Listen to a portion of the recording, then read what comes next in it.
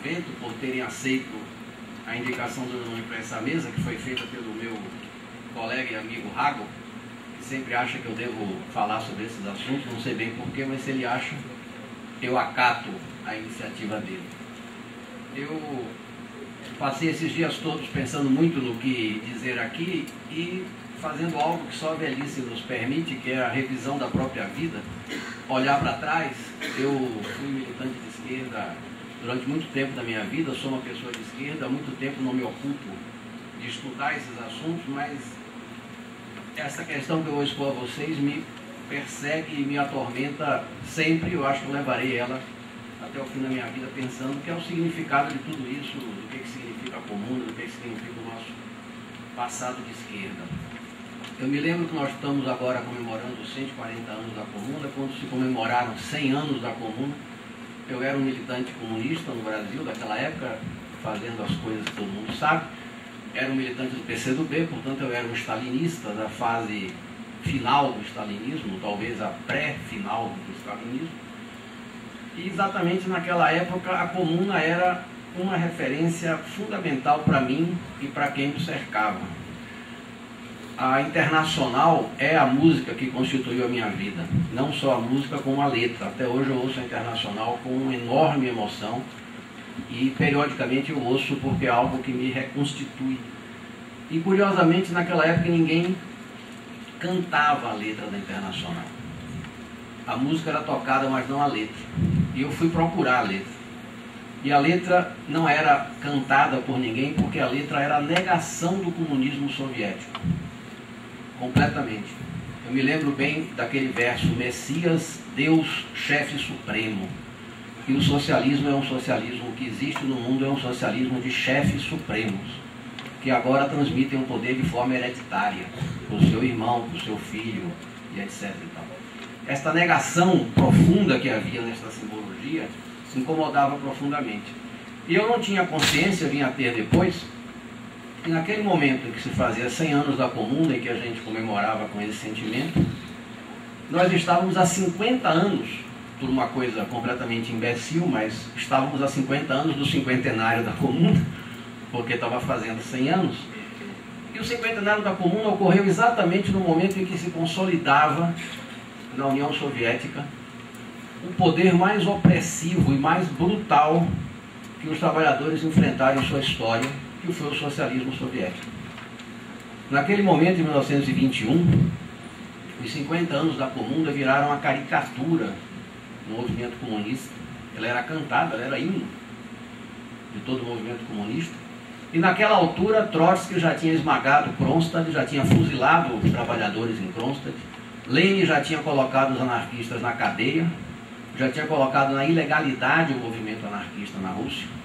Já tinham reprimido a comuna anarquista da Ucrânia, o movimento agrário anarquista ucraniano, e já estava instalado o regime do terror, que depois se tornaria um terror aberto com o stalinismo.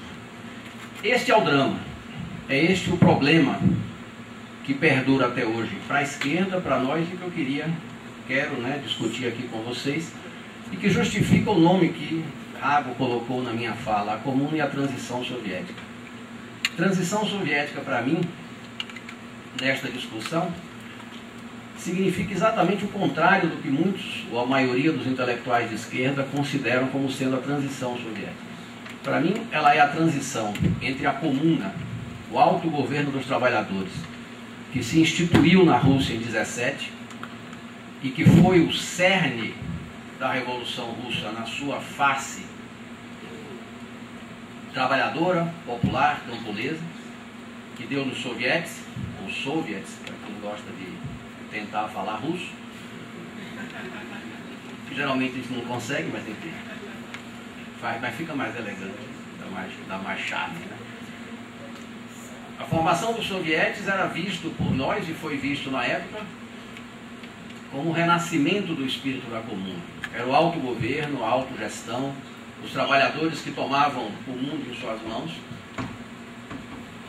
Em 17, quando se formam os sovietes, se destrói o exército e que a revolução se generaliza, este foi o processo de transição que eu quero falar aqui. a passagem do poder dos soviéticos para uma ditadura brutal de um grupo de revolucionários profissionais que se auto-instituiu em comandante do povo e que teve como uma das suas principais preocupações esvaziar os soviéticos de qualquer poder real, esvaziar a comissão de fábrica de qualquer poder real, esvaziar todas as formas de autogoverno dos trabalhadores de qualquer poder real, trazer de voltas para a gerência das fábricas os seus antigos proprietários, os engenheiros, os donos das empresas, restabelecer uma tirania do trabalho bestial, tudo a pretexto de que a Rússia estava cercada e ameaçada pelos seus inimigos, o que era verdade. E quando em 1920 o povo russo, junto com os dirigentes comunistas, os bolcheviques, os anarquistas e todo mundo, conseguiram enfim derrotar a invasão, e portanto apareceu diante do mundo a ideia de que eles tinham feito o que os comunardos de 71 não tinham conseguido fazer, que era tomar o poder e conservá-lo, este poder já não era deles, e sim do Partido Comunista, do Partido Bolchevique. E assim que a Guerra Civil acabou e que a pressão externa diminuiu, o poder dito socialista, dito dos trabalhadores, aí sim se dedicou a prender, matar, deter, colocar na ilegalidade todas as formas de organização popular que não estivessem sob seu controle. A Revolução Russa não se tornou repressiva no momento do cerco. Ela se tornou repressiva quando o cerco havia acabado e os comunistas não tinham mais medo de fazer aquilo que fizeram. Este é o problema, esta é a transição. Por que que a comuna da Rússia, a comuna de Petrogrado, a comuna de Moscou, a comuna da Ucrânia, por que que isso evoluiu para uma tirania e para algo tão absurdo quanto foi aquilo? Este é o legado, esta é a transição que nós temos que pensar. Eu durante muito tempo me coloquei a seguinte pergunta que me ocupa até hoje. Eu me tornei socialista, e o socialismo que eu entendi como tal, e que está no imaginário da esquerda inteira, ele está indissoluvelmente ligado a esta imagem da Comuna de Paris. O Cogiola mostrou muito bem aqui como que esta imagem é complicada, falou sobre todas as circunstâncias históricas de maneira bastante completa e instigante, eu não preciso falar sobre isso. Mas o imaginário que decorreu da Comuna de Paris e que é fundador de toda a esquerda a partir de então, é a ideia do autogoverno, da autorrepresentação, do controle dos trabalhadores sobre sua vida, da democracia direta, tanto naquilo que se refere à política, tanto no que se refere à representação e ao governo, quanto naquilo que se refere à produção, a forma de reproduzir a vida e a forma de organizar o trabalho. Na sua origem, o mito do socialismo, a ideia do socialismo, e que está na Internacional e que dá substância ao que nós somos e o que nós fomos durante a nossa vida, é a ideia de que os trabalhadores devem fazer a sua vida, devem conduzir a sua vida por meios democráticos, por meios socialistas, por meio dos seus próprios interesses e por meio da igualdade e da destruição da representação e da segmentação e por aí adiante. Esse é o ideal. Portanto, o socialismo está assentado desde a sua origem em dois pilares, se eu posso usar essa expressão grotesca nesse contexto, ou em duas dimensões, ou em dois procedimentos ou processos que são inseparáveis na sua Constituição. E é uma democracia política direta e a autorregulação, a autocondução da produção, leia-se, da fábrica, do campo, da atividade produtiva, da distribuição, do comércio, da finança e por aí adiante. Isto era o socialismo, este é o mito que constituiu o socialismo e que nos constituiu a todos. A pergunta que fica é: por que que isso não ocorre? Por que que isso não ocorreu? Por que que quando isto ocorre é tão fugaz, é tão rápido, é tão difícil? Difícil de ocorrer. São raros os episódios na história em que as pessoas coletivamente se autoproclamaram gestores de si mesmos, ou seja, que instituíram formas socialistas, como fizeram os comuneiros ou comunardos de 1871, são poucos os casos na história, em que isso tomou forma generalizada. Temos 1905 na Rússia, os acontecimentos mais conhecidos, temos 17, temos a Espanha de 36 em várias regiões. O povo armado tomou a Catalunha, tomou grande parte da província do Aragão, tomaram várias áreas da Andaluzia, se organizaram enquanto comunas ali. São poucos casos que isso aconteceu. Por que que quando aconteceu, os trabalhadores não foram capazes de manter esse poder e organizá-lo e defendê-lo? Nós temos várias respostas. Foram massacrados, óbvio. Mas essa resposta não resolve nenhum de nossos problemas, porque se nós somos socialistas, nós não podemos supor que a burguesia e o Estado vá concordar que os trabalhadores tomem o poder. Isso não resolve. A questão é por que não conseguiram se defender, não conseguiram fazer isso. E o que é pior para nós que estamos aqui em 2011, fim do século XX, e todos os seus horrores e todas as suas belezas e as suas conquistas? Por que em 17 conseguiram se defender à custa de entregar o poder a uma parte deles mesmos, que depois os reprimiria e os colocaria sob um tacão repressivo bestial? O stalinismo foi o que foi, o leninismo foi o que foi, não por reprimir a burguesia, mas por reprimir o povo. O terror soviético não foi contra os inimigos do povo, foi contra o povo, contra os trabalhadores. Quem estava em Kronstadt reclamando em 1921 e foi fuzilado pela tropa comandada por Trotsky, eram trabalhadores. Alguns dos quais tinham feito a Comuna de 17 em Kronstadt. Por que acontece isso?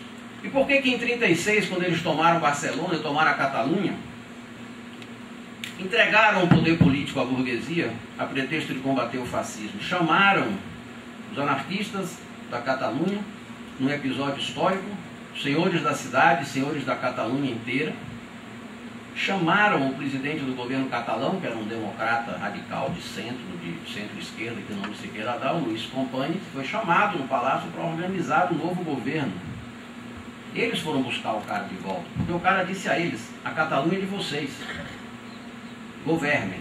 Olha lá a sede onde aconteceu isso, no centro de Barcelona, na Cidade Velha. Eles foram embora, entregaram o governo. Por que os trabalhadores não conseguem se instituir em governo e se defender contra a opressão, contra o acompanhar rigidamente aqui? Vou desmentir o que dizem dos baianos, que nós somos preguiçosos e eternamente atrasados.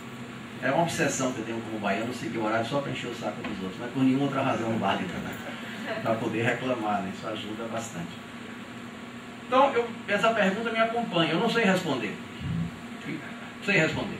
Para mim, isso é um problema, para mim, este é um problema que dificulta enormemente, que imobiliza a ação da esquerda desde então. A esquerda, frente ao que foi a União Soviética, a esquerda em geral não sabe o que dizer. Porque se ataca, vai parar do lado da direita. Se defende, está fazendo algo que é indefensável. Se fica neutro, está conestando. E esta experiência nos paralisou durante décadas.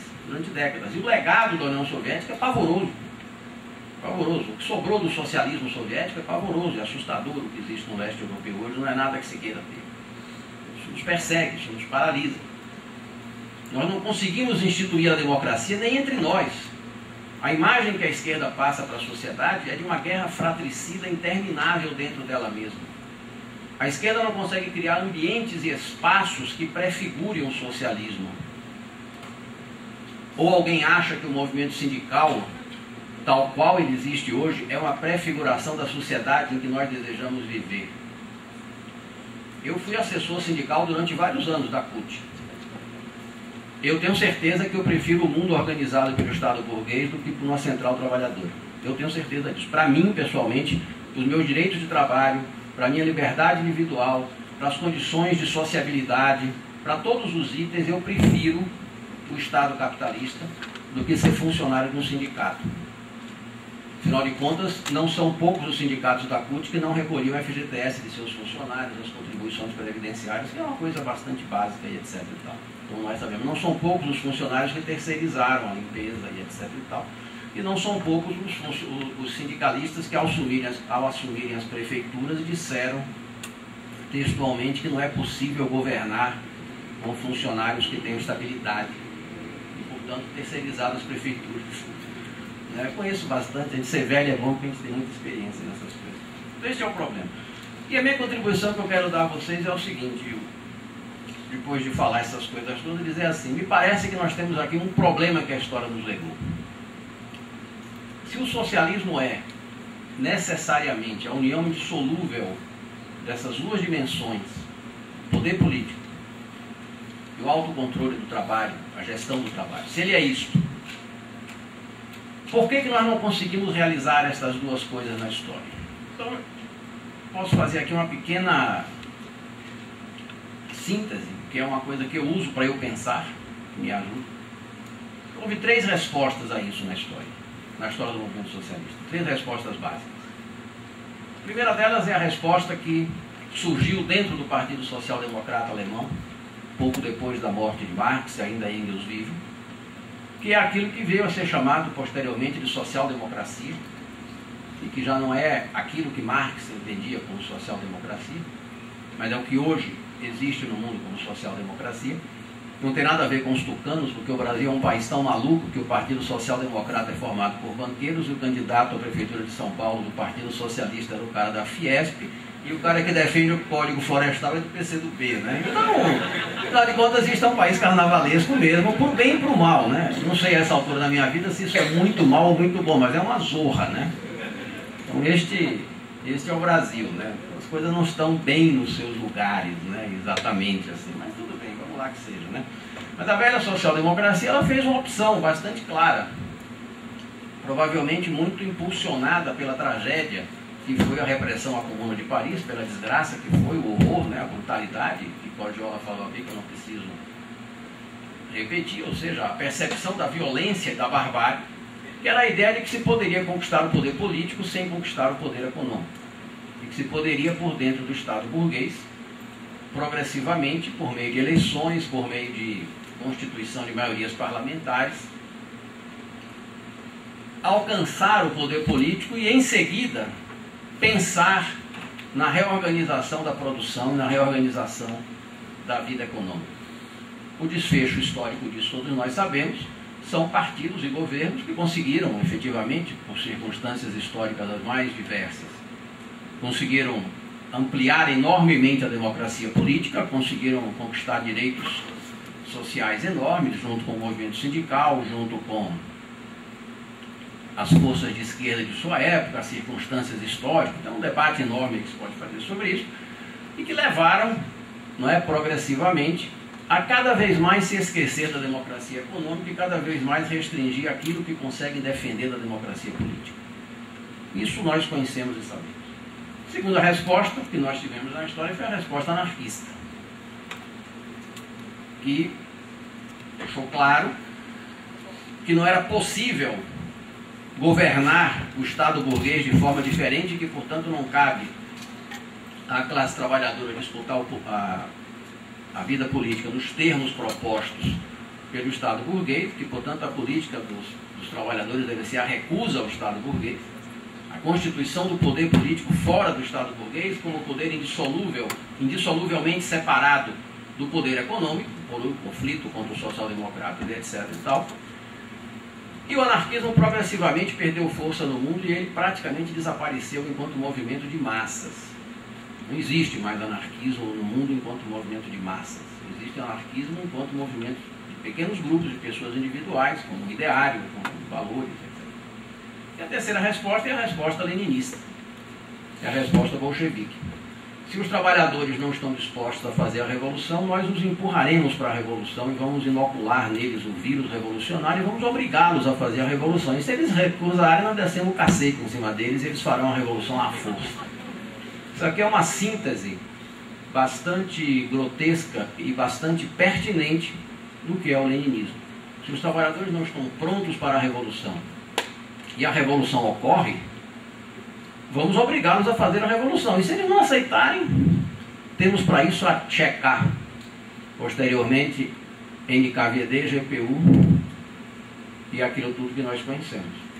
Não estão afins, vão fazer a força. E se fazem a revolução na hora errada, como aconteceu na Catalunha, prendemos e arrebentamos, né? Afinal de contas, quem mais fuzilou comunistas, quem mais fuzilou anarquistas, quem mais fuzilou militantes de esquerda durante a Guerra Civil Espanhola foi a polícia soviética. Tirando aqueles que morreram na frente de batalha, é sabido que a polícia soviética, operando em território espanhol, fuzilou as lideranças do POUM, as lideranças anarquistas, etc. e tal, com métodos que eram exatamente os que se empregavam na Rússia soviética. Essas foram as 3 respostas que nós demos. Nenhuma delas é simpática e agradável. E para mim, pessoalmente, elas 3 nos levam a um beco sem saída. Eu não vejo a saída. Digo isso com toda a franqueza, porque uma das coisas que eu aprendi na minha vida de militante de esquerda é falar a verdade. E dizer a verdade. Não enrolar. Não ficar fazendo autoproclamações, especialmente quando nós estamos diante de um público como vocês que estão aqui, que são pessoas que se vieram aqui é porque são de esquerda e são socialistas. Então nós temos que dizer, eu não vejo saída nisso, eu não vejo como é que nós vamos sair disso. Isso não me levou em nenhum momento a achar que o capitalismo é a maravilha, isso não me levou a virar um reacionário de direita. Eu sou uma pessoa de esquerda, penso como uma pessoa de esquerda, avalio a minha vida pelos valores da esquerda, pelos valores que eu aprendi com o socialismo, e não sei como é a resposta. Estou passando para vocês aqui uma síntese provavelmente muito imperfeita de tudo que eu pensei durante esses anos todos, porque são pensamentos bastante imperfeitos, né? Envolvem uma perplexidade muito grande, uma dificuldade muito grande de refletir, e me anima muito de ver aqui muita gente do meu tempo, né, da minha época, muita gente jovem, muita gente de idade intermediária, né? Porque é uma sinalização de que os nossos ideais continuam, nós estamos aí, né? Agora, como nós vamos lidar com o nosso passado, não sei. Como que nós vamos lidar com o nosso presente, eu também não sei. Eu faço aquilo que é justo, que eu considero justo, que eu considero que é correto fazer. E sobre o futuro também não sei. Espero que nós encontremos os caminhos, né? Que é uma tarefa de nós todos. É isso aí, muito obrigado.